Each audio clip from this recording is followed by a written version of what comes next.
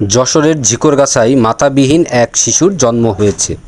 সোমবার ১ জুলাই দুপুর ৩টার দিকে পৌর সদরের এসকে ডায়াগনস্টিক সেন্টার অ্যান্ড ক্লিনিকে সিজারিয়ানের মাধ্যমে এই শিশুটির জন্ম হয়।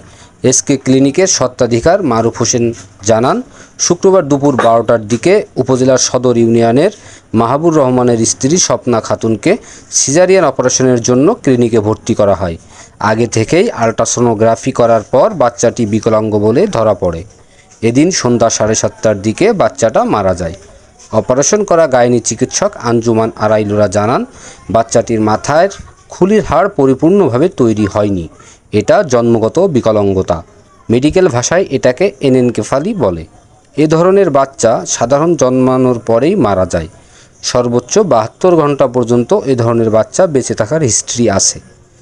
আমরা বিষয়টি আগেভাগেই জানতাম। বাচ্চার ওজন প্রায় ১.৫ কেজি হয়ে গেছিল, এজন্য সিজারিয়ান অপারেশন করা হয়েছে। এছাড়া বাচ্চার মায়ের আগেও একটি সিজারিয়ান অপারেশন ছিল। সোমবার দুপুর ৩টার দিকে সিজারিয়ানের মাধ্যমে বাচ্চাটি প্রসব করানো হয়।